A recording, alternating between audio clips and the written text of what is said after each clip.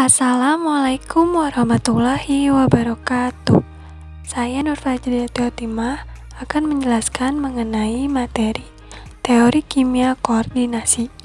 Berikut penjelasannya. Kimia koordinasi mempelajari tentang teori sintesis, struktur, sifat, dan reaktivitas senyawa kompleks.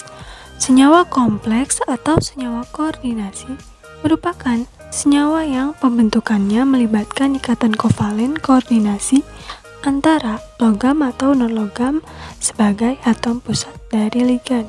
Berikut ini merupakan 4 teori perkembangan koordinasi. Yang pertama yaitu ada teori amonium Graham pada tahun 1805 sampai 1869. Yang kedua yaitu ada teori senyawa Kekel pada tahun 1854. Yang ketiga yaitu ada teori rantai Blumstein dan Jorgensen pada tahun 1869. Yang keempat yaitu ada teori Werner pada tahun 1891 sampai 1893. Yang pertama yaitu ada teori amonium Graham. Pada awal perkembangan senyawa kompleks, sebagian besar senyawa kompleks yang berhasil ditemukan adalah ligan amonia.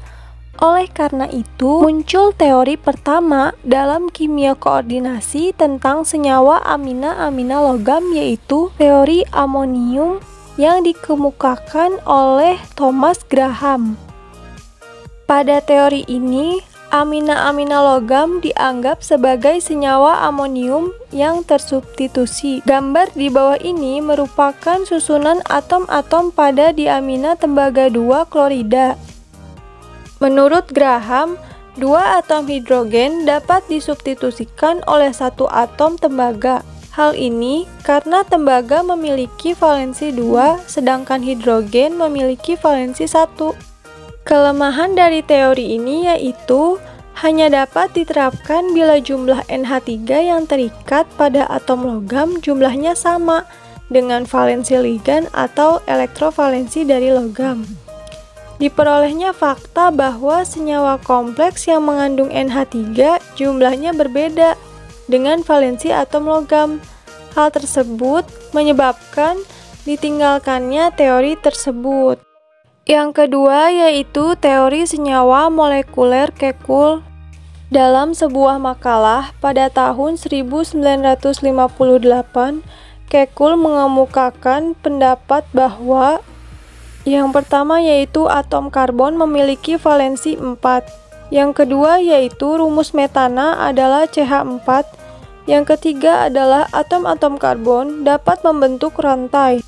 Berdasarkan pendapatnya, Kekulé membagi senyawa menjadi 2 golongan, yaitu yang pertama senyawa atomik.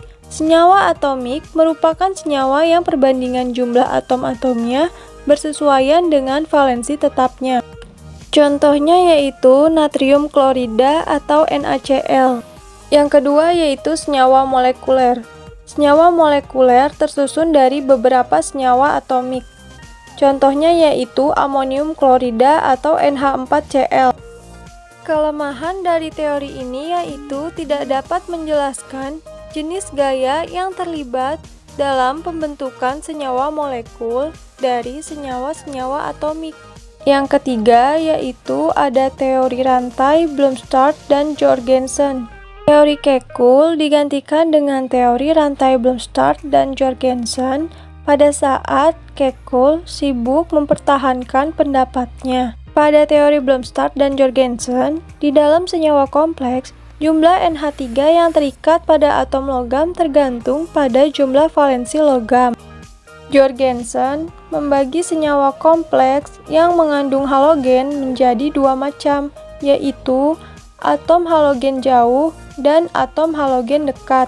Atom halogen jauh dapat diendapkan sebagai perak halida apabila larutan senyawa kompleks yang mengandung halogen ditambahkan larutan perak nitrat, sedangkan atom halogen dekat tidak dapat diendapkan dan terikat langsung pada logam. Kelemahan dari teori ini yaitu tidak dapat menjelaskan sifat non-elektrolit sehingga teori pembentukan rantai model ini tidak dapat dipertahankan. Yang keempat yaitu teori koordinasi Werner. Betrayt zur Konstitution anorganischer Verbindungen, yang berarti konstitusi senyawa-senyawa anorganik. Judul artikel tersebut merupakan landasan munculnya teori koordinasi Werner.